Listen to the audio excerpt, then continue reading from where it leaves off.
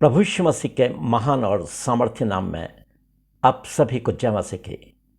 पवित्र शास्त्र बाइबल के जिस वचन पर आज हम मनन करना चाहते हैं वह हमें मिलता है भजन संहिता उसका 91वां अध्याय और उसकी पहली आयत से और उसकी 6ठी आयत तक। और वहाँ इस प्रकार लिखा है, जो परम प्रधान के छाया स्थान में बैठा रहे वो सर्वशक्तिमान की छाया में ठिकाना पाएगा। मैं यहोवा के विषय में कहूँगा कि वो मेरा शरण स्थान और गढ़ है, वो मेरा परमेश्वर है, मैं उस पर भरोसा रखूँगा। वह तुझे बहलिए के जाल से और महामारी से बचाएगा। वह तुझे अपने पंखों की आड़ में ले लेगा और तू उसके परों के नीचे शरण पाएगा। हालेलुया। हम इन्हीं वचनों पर आज हम मनन करने जा रहे हैं। और जो वचन मैंने विशेष तौर से मेरे और आपकी उन्नति के लिए लिया है वो केवल 91वां अध्याय और उसकी पहली आयत है। और वहाँ इस प्रकार लिखा है, पर जो परम प्रधान के छाए हुए स्थान में बैठा रहे वो सर्वशक्तिमान की छाया में ठिकाना पाएगा। बहुत बार हम इस अध्याय को याद भी कर लेते हैं, बहुत बार पढ़ते भी हैं, बहुत बार अपनी प्रार्थनाओं में उसको स्मरण भी करते हैं, परंतु उसके बावजूद भी वो असर वो हमारे जीवन में नहीं दिखा पाता जो वचन परमेश्वर हमारे जीवन में देखना चाहता है। वास्तविकता यह है कि हम बिना सोचे समझे परमेश्वर के वचन का इस्तेमाल करते हैं और यही कारण है कि हम अधिकांशतः अपनी प्रार्थनाओं में फेलियर हो जाते हैं और हम वो नहीं पा सकते परमेश्वर से जो परमेश्वर वास्तविकता में हमको देना चाहता है। इस अध्याय के द्वारा परमेश्वर अपनी पूरी सुरक्षा हमको देना चाहता है, परंतु हमें मालूम होना पड़ेगा कि आखिर में इस अध्याय की वास्तविकता क्या है, इसकी गहराई में परमेश्वर मुझसे और आपसे किस प्रकार से बातचीत करना चाहता है। जो परम प्रधान के छाए हुए स्थान में बैठा रहे, यहाँ पर लिखा है जो परम प्रधान के छाए हुए स्थान में बैठा रहे वो सर्वशक्तिमान की छाया में ठिकाना पाएगा। हमें मालूम होना चाहिए कि परम प्रधान के छाया हुआ स्थान क्या है। जब तक हमें मालूम नहीं होगा कि परम प्रधान का छाया हुआ स्थान क्या है, तब तक हम परमेश्वर की सुरक्षा को अपने जीवन में कभी भी महसूस नहीं कर पाएंगे।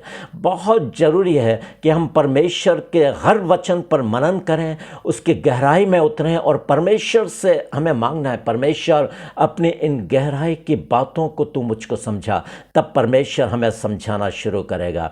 परमेश्वर के छाए हुए स्थान में बैठा रहने का मतलब है परमेश्वर की आज्ञाकारिता में चलते हुए उसकी निकटता में बने रहना। परमेश्वर की आज्ञाकारिता में चलते हुए प्रार्थना में परमेश्वर के साथ एक घनिष्ठ संबंध स्थापित करना, यही एक विश्वासी की वास्तविक सुरक्षा है। जब तक हम ऐसा नहीं करेंगे तब तक हमें परमेश्वर वो सुरक्षा नहीं देने पाएगा जो वो हमको देना चाहता है। परमेश्वर के छाए हुए स्थान का अर्थ आप अच्छी तरह से समझ गए होंगे।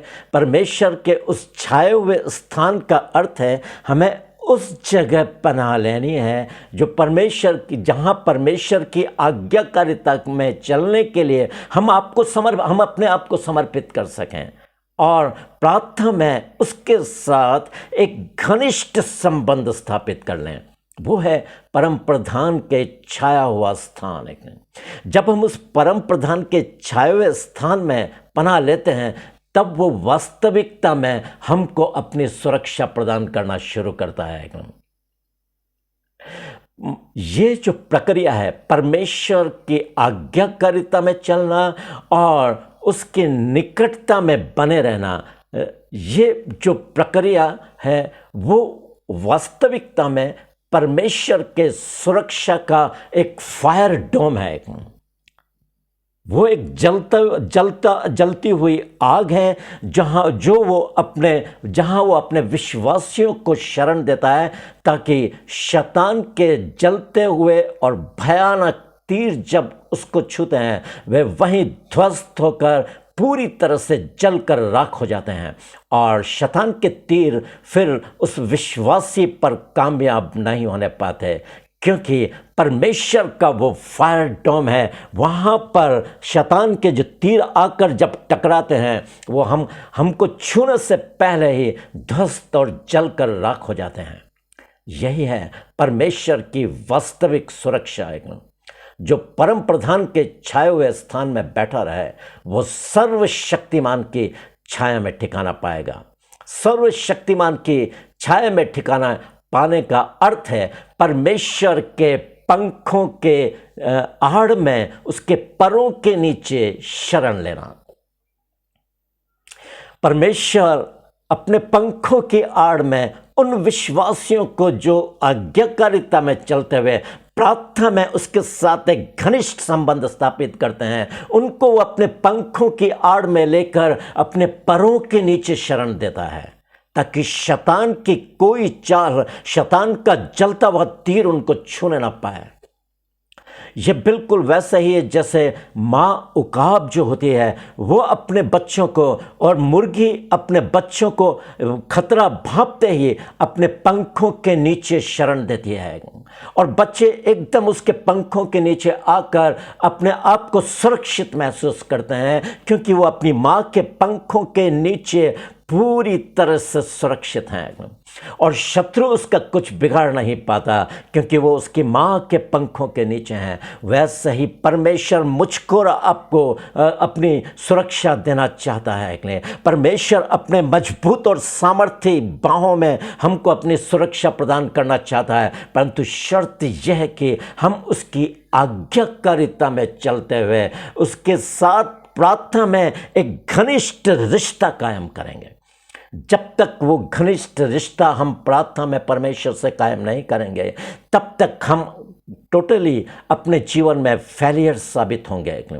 यदि आपको आत्मिक रूप से एक सफल विश्वासी बनना है तो आपको आज्ञाकारिता में चलने के लिए अपने आप को समर्पित करना अत्यंत आवश्यक है। और यही नहीं, प्रार्थना में परमेश्वर के साथ एक घनिष्ठ रिश्ता कायम करना है, तब भी आप परमेश्वर की उस सुरक्षा को जो वो 91 चैप्टर के अंदर घोषित करता है, उस सुरक्षा को मैं और आप प्राप्त कर सकते हैं।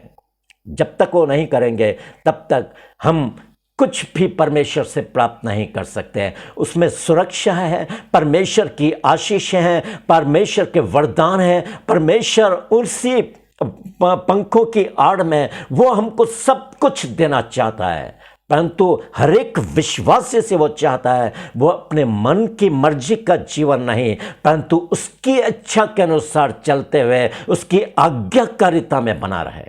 तब भी परमेश्वर मुझको और आपको अपनी सुरक्षा देने के लिए पूरी तरह से दृढ़ प्रतिज्ञा है, जो प्रतिज्ञा उसने भजन संहिता 91 चैप्टर में मेरे और आपके लिए की है।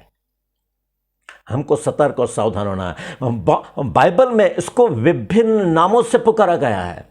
परमेश्वर के साथ आज्ञाकारिता का जीवन व्यतीत करते हुए उसके साथ प्रार्थना में एक घनिष्ठ संबंध स्थापित करने की प्रतिक्रिया को बाइबल में विभिन्न नामों से पुकारा गया है, और उसमें से एक नाम है परमेश्वर के साथ साथ चलना।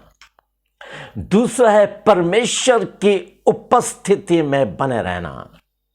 तीसरा है परमेश्वर से लिपटे रहना। ये विभिन्न प्रतिक्रियाएं जो बाइबल में आप देखने को, जब आप बाइबल पढ़ोगे तो परमेश्वर के विभिन्न दासों के जीवन में आप इन प्रतिक्रियाओं को देखोगे कि वो किस प्रकार परमेश्वर के साथ साथ चले। परमेश्वर के साथ साथ चलने का मतलब ये नहीं कि परमेश्वर चल रहा है और हम भी चल रहे हैं। एक में परमेश्वर के साथ साथ चलने का अर्थ है परमेश्वर की आज्ञाकारिता में बने रहकर परमेश्वर के साथ एक घनिष्ठ रिश्ता कायम करना, ताकि परमेश्वर हमारे साथ बना रहे। इसी को कहते हैं परमेश्वर के साथ साथ चलना। आप जानते हैं बाइबल में ये सबसे पहले आया है हनोक के जीवन के विषय में। वहाँ पर उत्पत्ति 5 और 24 के अंदर लिखा है हनोक परमेश्वर के साथ साथ चलता था। फिर वो लोप हो गया क्योंकि परमेश्वर ने उससे उठा लिया। हालेलुया। ये बहुत ही अद्भुत वर्णन है हनोक के विषय में। अब उसके पहले की जल प्रलय है, उसके पहले कि एक परमेश्वर महाविनाश करने जा रहा है, उसने हनोक को जो उसके साथ एक घनिष्ठ संबंध जिसने स्थापित किया था प्रार्थना में, जो उसकी आज्ञाकारिता में चलता था, परमेश्वर ने उसको उठा लिया और अपने पास बुला लिया, ताकि उस महाक्लेश से, अर्थात उस महाविपत्ति से, अर्थात उस महाजल प्रलय से उसको कुछ हानि ना हो। और अंतिम दिनों में भी परमेश्वर ऐसा ही कुछ करने जा रहा है। उसके बाद हम देखते हैं नूह के विषय में लिखा है। हनोक के बाद नूह के विषय में परमेश्वर का वचन कहता है, यहोवा ने देखा कि मनुष्यों की बुराई पृथ्वी पर बढ़ गई है और उनके मन के विचार में जो कुछ उत्पन्न होता है सो बुरा ही होता है, और उनके विचार में निरंतर बुराई भरी रहती है।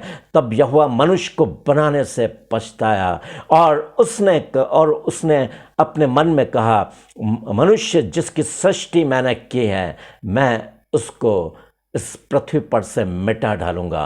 क्या मनुष्य, क्या पशु और क्या रेंगने वाले जंतु और क्या आकाश के पक्षी, मैं सबको मिटा दूंगा।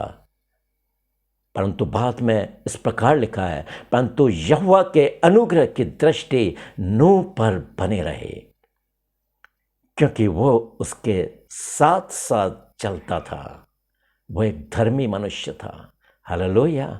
आज वही परमेश्वर मेरे और आपके जीवन से चाहता है। वो महाविपत्ति, महाक्लेश और ये हर एक प्रकार की दुविधाओं से वो मुझको और आपको बचाना चाहता है, परंतु शर्त यह है कि क्या हम उसके साथ साथ चलते हैं, क्या हम उसकी आज्ञाकारिता में रहते हुए, क्या हमने उसके साथ एक घनिष्ठ रिश्ता कायम किया है। हनोक और नूह ने बिल्कुल ऐसा ही किया था, और यही कारण था कि परमेश्वर ने हनोक को महाजल प्रलय से पहले ही उसको अपने साथ उठा लिया। नूह को जल प्रलय के समय एक पूरी सुरक्षा प्रदान करी। उसके लिए एक लकड़ी का जहाज उसने उसको कहा, और उसने उस लकड़ी का जहाज बनाया, और उसमें परमेश्वर ने उसको पूर्ण सुरक्षा प्रदान करी, और वो बच गया। उसका और उसका परिवार बचा लिए गए, क्योंकि वो परमेश्वर के साथ साथ चलता था।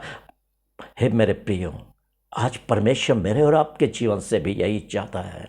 हम उसकी आज्ञाकारिता के लिए अपने आप को समर्पित करें। हम में से प्रत्येक चंगाई चाहता है, हम में से प्रत्येक आशीषें चाहता है, हम में से प्रत्येक अपने जीवन में परमेश्वर के आश्चर्य कर्मों को देखना चाहता है। परंतु हम कैसे परमेश्वर के आश्चर्य कर्म को देखेंगे? हम कैसे परमेश्वर की उन आशीषों को अपने जीवन में देखेंगे? जब तक हम उसके साथ साथ नहीं चलेंगे, तब तक हम परमेश्वर की आशीषों को कभी देख नहीं पाएंगे। हे प्रियो, सांसारिक आशीषों को समझकर ये गर्व मत करो कि ये परमेश्वर की, और निश्चित रूप से परमेश्वर अपने बच्चों को देता है, परंतु ये आपसे ज़्यादा अन्य जातियों के पास अधिक है। जो सांसारिक आशीष है उनके पास भरी हुई है, और वे जीवित परमेश्वर को नहीं जानते हैं।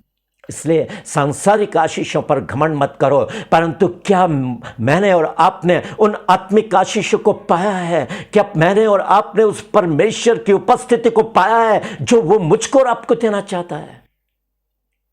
जब तक हम उसकी उपस्थिति को अपने जीवन में नहीं पाते, तब तक हमारा उसके साथ कोई संबंध नहीं है। हमें परमेश्वर की उपस्थिति को पाने के लिए पूरी तरह से उत्सुकता एक अपने जीवन में रखनी है, एक परिश्रम हमें करना है। परमेश्वर की निकटता में बने रहकर परमेश्वर के चरणों में अपने आंसुओं को बहाना है। निश्चित जानिए, वो हमारे आंसुओं को बेकार नहीं जाने देगा। वो हमारे साथ एक ऐसा घनिष्ठ रिश्ता कायम कर लेगा जिसमें वो पूरी तरह से दृढ़ प्रतिज्ञ होगा, हमको चंगाई देने के लिए, हमको आशीषों को देने के लिए, हमको हर परिस्थिति में संभालने के लिए। और इसी को कहते हैं परमेश्वर से प्रेम करना। दूसरा, यदि आप बाइबल के अंदर देखोगे तो वो है परमेश्वर के उपस्थिति में रहना, परमेश्वर के सम्मुख उपस्थित रहना। ये वही प्रतिक्रिया है, परमेश्वर के साथ साथ चलना या परमेश्वर के सम्मुख उपस्थित रहना, ये दोनों एक चीज है। एक नहीं, आज्ञाकारिता मुख्य है, आज्ञाकारिता। उसके बाद परमेश्वर के साथ एक घनिष्ठ रिश्ता, इसी को कहते हैं परमेश्वर के सम्मुख उपस्थित रहना। क्योंकि परमेश्वर अपने घनिष्ठ रिश्ते के साथ वो हमारे साथ बना रहता है। बाइबल में यदि आप पहला राजा उसका 17 अध्याय और उसकी पहली आयत को आप देखोगे तो वहाँ पर एलिया के विषय में लिखा है इस्राएल, और वो अपना इंट्रोडक्शन उस अहाब राजा को, जो इस्राएल का राजा था, और उसके पास ही शायद इज़ेबेल भी बैठी होगी, जो परमेश्वर के लोगों की कट्टर शत्रु थे। ये लोग परमेश्वर के कई भविष्यद्वक्ताओं को मरवा डाला था इन लोगों ने, परंतु उन्हीं के सामने उसके महल में जाकर अहाब को अपना इंट्रोडक्शन देते हुए एलिया कहता है, इस्राएल का परमेश्वर यहोवा जिसके सम्मुख मैं उपस्थित रहता हूं, उसके जीवन की शपथ, मेरे कहे बिना न तो आकाश से मेंह बरसेगा और न ही आकाश से एक बूंद ओस की इस पृथ्वी पर पड़ेगी। और मानो उसने विश्वास की कुंजी से आकाश को लॉक कर दिया, ताला लगा दिया, और 3.5 वर्ष तक वर्षा नहीं हुई। यह है वो आश्चर्य कर्म जो परमेश्वर के सम्मुख उपस्थित रहने पर हम कर सकते हैं। हमें परमेश्वर के सम्मुख उपस्थित रहने के लिए अपने आप को समर्पित करना है। हम एलिया के से काम तो करना चाहते हैं, परंतु परमेश्वर के सम्मुख उपस्थित रहना नहीं चाहते। हम अपनी मन की मर्जी में जीवन व्यतीत करना चाहते हैं। हम अपने आत्मिक जीवन के प्रति बेखबर और पूरी तरह से लापरवाह बन चुके हैं। परमेश्वर हमारे आत्मिक जीवन पर दृष्टि लगाए हुए है कि हम कैसी चाल चल रहे हैं। हमें इन अंतिम दिनों में परमेश्वर की निकटता में रहकर हमें उसकी आज्ञाकारिता में बने रहना है। उसके बाद बाइबल में एक और आप नाम देखोगे और वो इस प्रकार है, परमेश्वर से लिपटे रहना है। बिल्कुल ये भी वही है, परमेश्वर की आज्ञाकारिता में चलकर परमेश्वर के साथ एक घनिष्ठ संबंध स्थापित करना। यदि दूसरा राजा उसका 18 अध्याय और उसकी 6 और 7 आयत को देखोगे, वहां यहूदा के राजा हिजकिय्याह का वर्णन पाया जाता है। Praise the Lord. हिजकिय्याह बहुत ही जबरदस्त, वो भी बिल्कुल एलिया के समान और नूह और हनोक के समान परमेश्वर से लिपटा रहता था। उसके विषय में लिखा है, वो यहोवा से लिपटा रहा और उसके पीछे चलना नहीं छोड़ा, और जो आज्ञाएं यहोवा ने मूसा को दी थी उसका वो पालन करता था। इसलिए यहोवा उसके संग रहा। जहां कहीं वो जाता था यहोवा उसके साथ रहता था, और जो काम वो करता था उसमें यहोवा उसको सफल करता था। यह परमेश्वर से लिपटे रहने का एक प्रतिफल। आज मुझको और आपको परमेश्वर से लिपटे रहने के लिए अपने आप को समर्पित करने की आवश्यकता है। हमें अपने आप को समर्पित करना है, परमेश्वर से हमें लिपटे रहना है। बहुत जल्दी प्रभु आने वाला है। लिखा है बहुत थोड़ा समय रह गया है जब आने वाला आएगा और देर न करेगा, परंतु मेरा धर्मी जन विश्वास से जीवित रहेगा। यह विश्वास कहाँ से बढ़ेगा? यह विश्वास बिल्कुल आज्ञाकारिता और परमेश्वर से लिपटे रहने का एक प्रतिफल है हमारे जीवन में। उसी से हमारा विश्वास बढ़ता है और उसी विश्वास के द्वारा परमेश्वर मेरे और आपके जीवन में कार्य करता है। इसके पहले कि प्रभु का आगमन हो, हमें अपने आप को परमेश्वर के चरणों में समर्पित करना। बहुत हो गया, हमने ऐसे ही समय बर्बाद कर दिया। संसार और सांसारिकता, संसार और संसार की चकाचौंध ने हमें अपनी ओर आकर्षित कर रखा है। आज भी अधिकांश लोग मैं अन्य जातियों की मैं बात नहीं कर रहा, परंतु विश्वासियों के जो अपने आप को मसीह कहते हैं, मैं उनकी बात कर रहा हूं। आज भी वो संसार और सांसारिकता की चकाचौंध और धन के लालच में ऐसे मशगूल हैं कि उन्हें अपने आत्मिक जीवन की परवाह नहीं है, और ये उनके लिए बहुत ही खतरनाक साबित हो सकता है। प्रभु का आना निकट है। देख, मैं शीघ्र आने वाला हूं, और हर एक के काम के अनुसार प्रतिफल देने के लिए मेरे पास वो समय होगा। बिल्कुल सही बोला प्रभु यीशु मसीह ने, देख मैं शीघ्र आने वाला हूं, हर एक के काम के अनुसार बदला देने के लिए प्रतिफल मेरे पास है। परमेश्वर जब आएगा वो हर एक को अपने कामों के अनुसार बदला देगा। हम अपने आप को आज सोचें, हम अपने आप में मनन करें कि हम उसके बदले में क्या पाएंगे। जब वो आएगा तो क्या उसका सामना हम कर पाएंगे। हमें आज तैयार होने की आवश्यकता है। हमें अपने आप को आज्ञाकारिता में चलने के लिए अपने आप को समर्पित करना है। हमें उसके साथ एक घनिष्ठ रिश्ता कायम करना है। इसी को कहते हैं परमेश्वर से प्रेम करना। ऐसा नहीं कि हम चर्च चले जाते हैं या प्रार्थना सभाओं में चले जाते हैं, उपवास कर लेते हैं तो हम परमेश्वर से प्रेम करते हैं। इन सारी बातों में हम अपनी इच्छा को पूरा करना चाहते हैं। उपवास करेंगे तो अपनी इच्छा, अपनी बातें परमेश्वर के सम्मुख रखेंगे, परमेश्वर की इच्छा को जानने की कोशिश नहीं करेंगे। हमें परमेश्वर की इच्छा को जानने की कोशिश करना है कि परमेश्वर मेरे और आपके जीवन से क्या चाहता है, हम वैसा ही करेंगे। इसी को कहते हैं परमेश्वर से प्रेम करना, परमेश्वर के साथ एक घनिष्ठ रिश्ता। परमेश्वर की आज्ञाकारिता ही परमेश्वर को प्रेम करना बताती है। प्रभु यीशु से बोलता है ना, यदि तुम मुझसे प्रेम रखते हो तो मेरी आज्ञाओं को मानोगे। हालेलुया। आज्ञाकारिता एक मसीह विश्वासी के जीवन के लिए बहुत ज़्यादा महत्व रखती है। आज्ञाकारिता यदि हमारे जीवन में नहीं है तो हम परमेश्वर के जन नहीं हैं। वो बात अलग है कि बहुत बार हमसे गलतियां हो जाती है, परंतु परमेश्वर हमें क्षमा करने वाला परमेश्वर है। परमेश्वर चाहता है कि हम अपने पापों से पश्चाताप करके फिर उठें और फिर उसके मार्ग पर बढ़ते जाएं।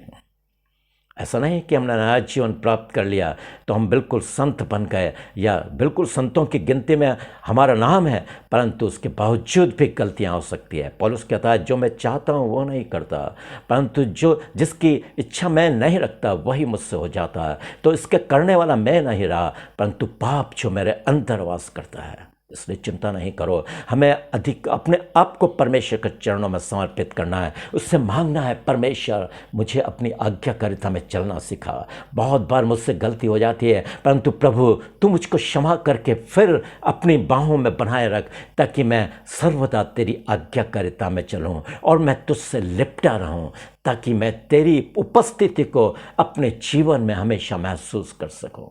और परमेश्वर ऐसा नहीं है कि आपकी प्रार्थना को नहीं सुनेगा।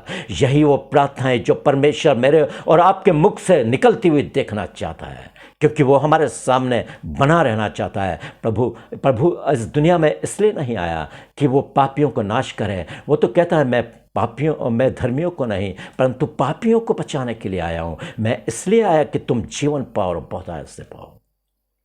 91 चैप्टर एक बहुत ही महत्वपूर्ण चैप्टर है। इसकी पहली आयत को यदि आप समझ गए तो पूरे 91 चैप्टर की तमाम आशीषें और सुरक्षा को आप पूरे अपने जीवन में देख पाओगे और परमेश्वर आपके साथ बना रहेगा। इसलिए अंत में परमेश्वर कहता है, इसी प्रतिक्रिया को परमेश्वर प्रेम के नाम से पुकारता है।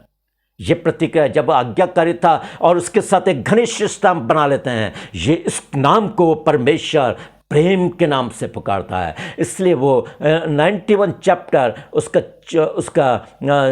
14 आयत से 16 आयत में इस प्रकार लिखा है, उसने जो मुझसे स्नेह किया है इसलिए मैं उसको छुड़ाऊंगा और उसको ऊंचे स्थान पर रखूंगा। इन सारी प्रतिक्रियाओं जो हम कर रहे हैं, आज्ञाकारिता और परमेश्वर के साथ एक घनिष्ठ रिश्ता, इसी को परमेश्वर अंत में क्या कहता है, उसने जो मुझसे स्नेह किया है इसलिए मैं उसको छुड़ाऊंगा और उसको ऊंचे स्थान पर रखूंगा, क्योंकि उसने मेरे नाम को जान लिया है। जब वो मुझको पुकारे तब मैं उसकी सुनूंगा और मैं उसको बचाकर उसकी महिमा बढ़ाऊंगा, और मैं उसको दीर्घायु से तृप्त करूंगा और अपने किए हुए उद्धार का दर्शन दिखाऊंगा, अपने किए हुए उद्धार का दर्शन दिखाऊंगा। न केवल वो अपने इस प्रेम को केवल इस जगत के अंदर वो प्रकट करेगा, न केवल वो हमको चंगाई या आशीष देगा, परंतु हमको उस उद्धार, जो उद्धार पाए हुए लोग जहाँ रह जाएंगे, अनंत काल के जीवन में हमको प्रवेश देगा। यही परमेश्वर कहता है, मैं अपने किए हुए उद्धार का दर्शन उसको दिखाऊंगा। हमें अनंत काल का जीवन वो हमको देगा। वो हम अनंत काल के लिए हमको अपने साथ स्वर्गीय राज्य में पना देगा। हालेलुया। यही है 91 चैप्टर का बहुत ही मुख्य बातें जो मुझको और आपको जानने की आवश्यकता है। यदि सचमुच इन आशीषों को आप पाना चाहते हो तो परमेश्वर की आज्ञाकारिता में चलने के लिए आज ही हमें अपने आप को समर्पित करना है और उसके साथ प्रार्थना में एक घनिष्ठ रिश्ता कायम करना है। पवित्र आत्मा इस विषय में मेरा और आपका मददगार है। पवित्र आत्मा से मांगिए, क्योंकि वो एक सहायक के रूप में मुझको और आपको दिया गया है। परमेश्वर जीवित और सामर्थ्य वचन के द्वारा आपसे बातचीत करे और आपको बहुतायत की आशीषों से परिपूर्ण करे, और 91 चैप्टर की आशीषें आप पर बहुतायत से उतरने पाए, तक उसके पहले वो आप में आज्ञाकारिता और अपने साथ एक घनिष्ठ रिश्ते को देखना चाहता है। ऐसा ही करने के लिए अपने आप को समर्पित करिए, और ऐसा हो नहीं सकता कि आप परमेश्वर की सुरक्षा को नहीं पाएंगे। शैतान आपका बाल बांका नहीं कर पाएगा, और परमेश्वर अपने पंखों के नीचे, अपने पंखों की आड़ में, अपने परों के नीचे वो आपको शरण देगा, और आप एक भाग्यशाली व्यक्ति होंगे, क्योंकि परमेश्वर मेरे और आपके जीवन से ही चाहता है। परमेश्वर सामर्थ्य वचन के द्वारा आपसे बातचीत करें और आपको बहुतायत की आशीषों से परिपूर्ण करें। आमीन। May God bless you.